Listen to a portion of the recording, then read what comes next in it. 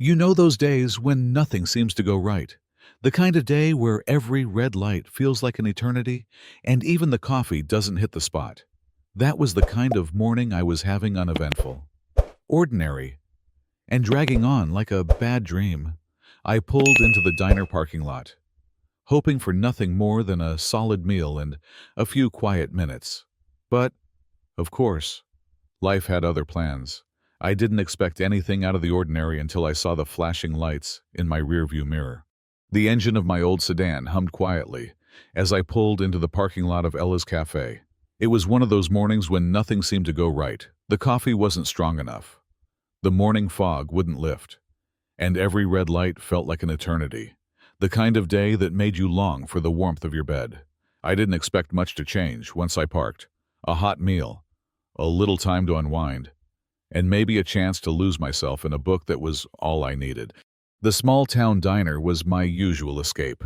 You could always count on the same mix of locals, the smell of fresh bacon sizzling on the grill, and the soft buzz of the neon sign overhead. It was the kind of place where everyone knew everyone else. And the biggest drama usually involved whether or not the eggs were cooked right. I wasn't looking for drama. I was just looking for a moment of peace. As I pulled into the space, I didn't notice anything out of the ordinary. The usual cars were parked around me, but then I saw a set of flashing lights in my rearview mirror. I thought maybe I was in trouble for something I hadn't noticed. But then I realized there was something off about the vehicle behind me. It didn't look like a regular cop car.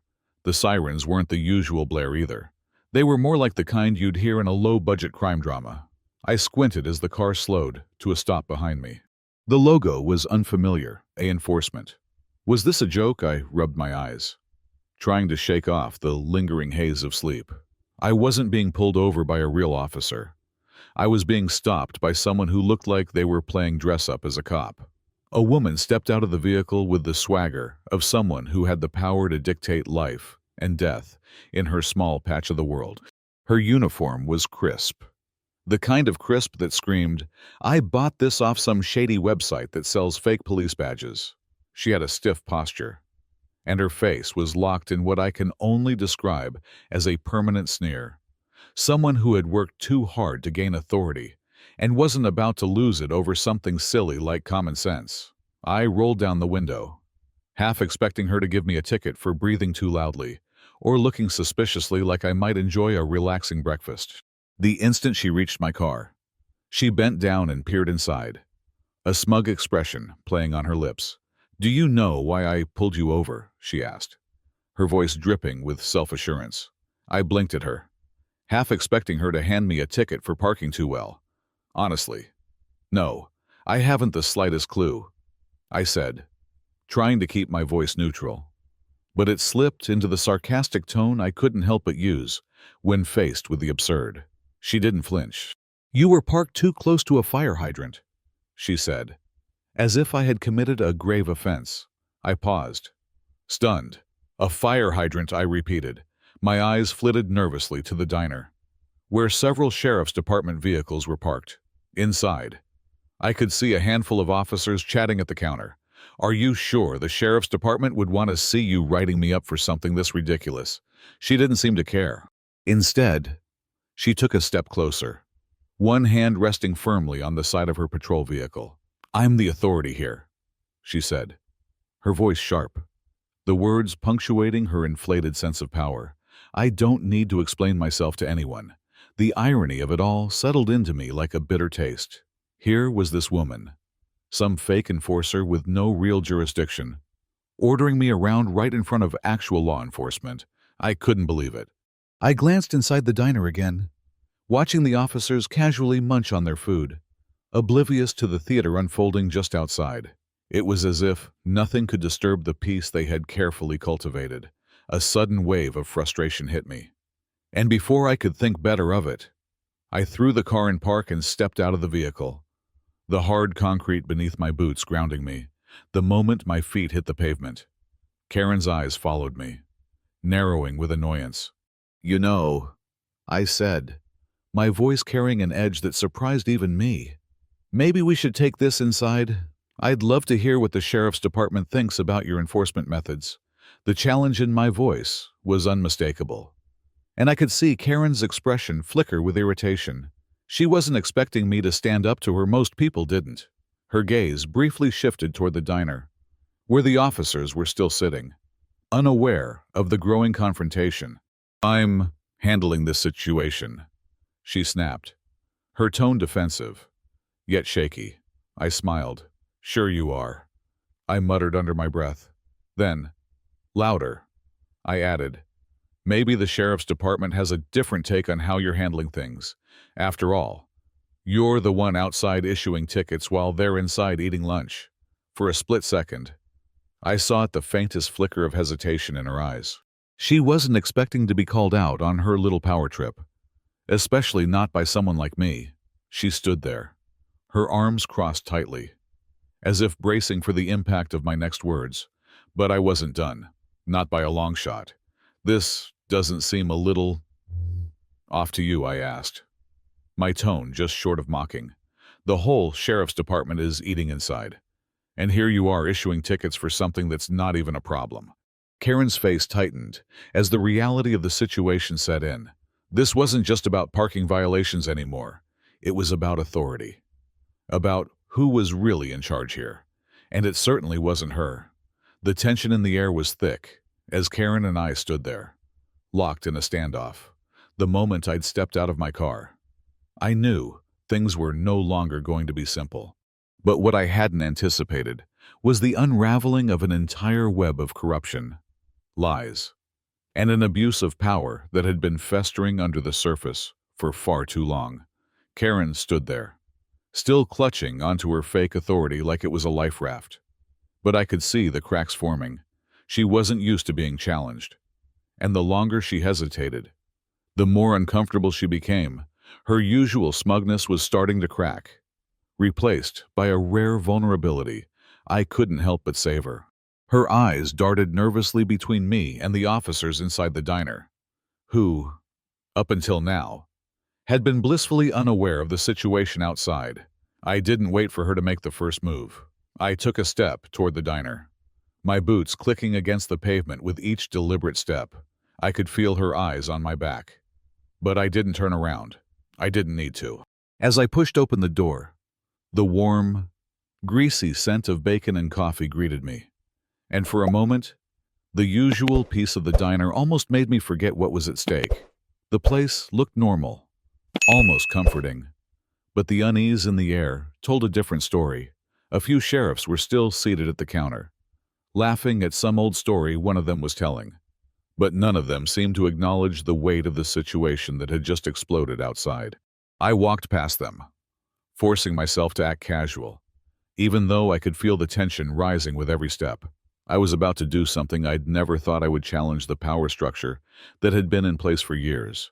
And in a town like ours, where everyone knew everyone's business, this could change everything. I sat at the counter and picked up the menu, though I wasn't really interested in food. My eyes kept darting back to the sheriff's booth, where they were still casually chatting.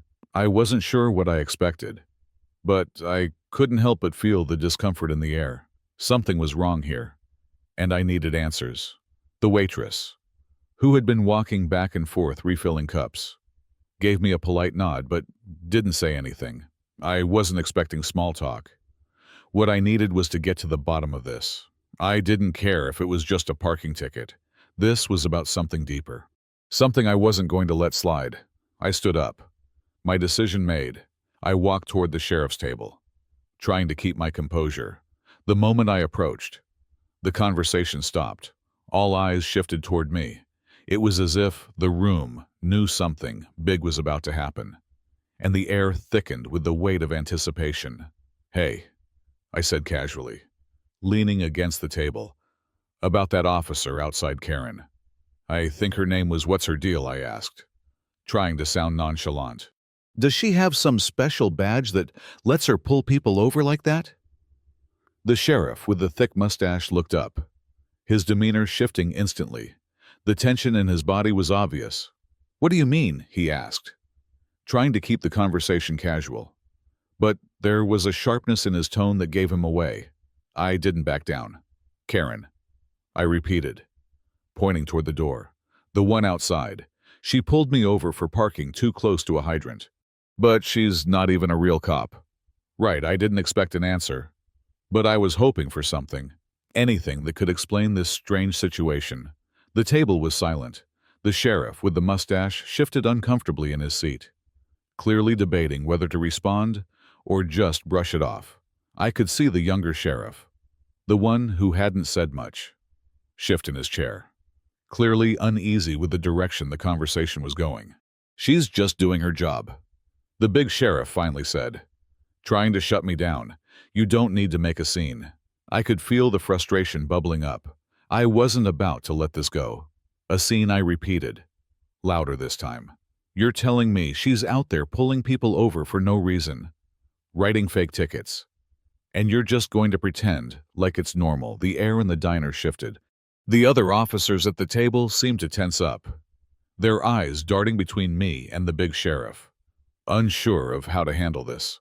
The younger sheriff finally spoke up. You're right, he muttered, his voice low but clear. She's not a cop, and it's not right what she's been doing. The big sheriff looked like he wanted to argue, but the shift in the younger officer's stance made him pause. The atmosphere in the diner felt electric now. What had started as a small, almost ridiculous confrontation had just become something much bigger, something that was no longer just about a bogus ticket, but about the underlying system that had let this happen for so long. I wasn't just questioning Karen's authority. I was questioning the complacency of the whole town. Maybe it's time to stop letting things slide. The younger sheriff continued, his voice gaining strength. We've all known what she's been doing, and it's wrong. It's time we did something about it. I couldn't help but smile. This was the moment I'd been waiting for, not just for me, but for everyone who had been affected by Karen's abuse of power. The room was silent, and for the first time, the sheriff's department wasn't playing by their own rules. Something was about to change. The silence in the diner was deafening as the words from the young sheriff hung in the air. Karen's face, once so self-assured, now looked pale, her mask of authority cracking in real time. For the first time, she wasn't the one holding the reins. The rest of the officers at the table, who had once been passive observers, now shifted uneasily in their seats, unable to ignore what had been right in front of them all along. Karen's smirk faded, replaced with something far less confident fear. I could see it in her eyes, the subtle tremble in her jaw as she struggled to regain control of the situation. She wasn't prepared for this, not for someone challenging her power, and certainly not for the other officers to start questioning her. For years, she had worked with impunity, pushing people around and enforcing her rules as though they were gospel. But now, the very foundation of her authority was crumbling. You don't know what you're talking about, Karen spat, trying to regain her composure, but her voice faltered, and I could see the cracks deepen. She wasn't used to being challenged, let alone in front of the entire sheriff's department. The big sheriff with the mustache finally spoke, his voice weary but firm. Karen, this is getting out of hand. You've overstepped for too long. He glanced over at the younger sheriff who had just spoken up. There was a brief moment of hesitation, but then the big sheriff sighed and set his jaw. We can't ignore this anymore. You've gone too far. You need to step down. The air in the room seemed to freeze. Karen's face contorted as she opened her mouth to argue, but no words came out. The weight of the situation was too heavy. The sheriff's words, those of the young officer, and the knowledge that the entire diner, along with the townspeople, who would inevitably hear about this, was watching her, began to chip away at whatever authority she thought she had left. Karen's posture sagged, and I could see it in her eyes, the realization that this was the end. It wasn't just about the parking tickets anymore, or the fines, or the bogus power trips. It was about her entire reign of terror finally being exposed. She had spent so long hiding behind her badge and her position, but now, with the town's eyes on her, she had no choice but to face the consequences, one by one. The officers at the table stood up, their faces filled with a mixture of relief and nervousness. The ones who had silently enabled Karen's rule could no longer pretend that everything was fine. This was their reckoning too. It wasn't just about Karen anymore. It was about a system of complacency, about people turning a blind eye for the sake of convenience, and about what happens when we allow small injustices to go unchecked. But today, that system was crumbling, and they were finally realizing it. The young sheriff turned toward Karen, his voice unwavering. "You've been pulling people over for no reason. You've been issuing fines without cause. And you've been abusing your power for months. It stops today." Karen opened her mouth, but the words she tried to form didn't come out. She was paralyzed, caught in the web of her own making. She had no more excuses, no more deflection tactics. The sheriff stepped toward her, and for a moment, I thought I saw a flicker of recognition in her eyes. She knew she was done. "I'm not going to let you get away with this." The young sheriff continued. "Not this time." The big sheriff, still standing by, gave a long, drawn-out sigh. "Karen, you're done. I'm getting the chief involved. You need to step outside." The tension in the room was palpable. The officers, Karen, and the few bystanders who had gathered in the diner all watched in silence. The weight of this moment was not lost on anyone. This wasn't just about a rogue HOA enforcer. It was about the entire town, its values, its integrity, and its willingness to stand up against tyranny.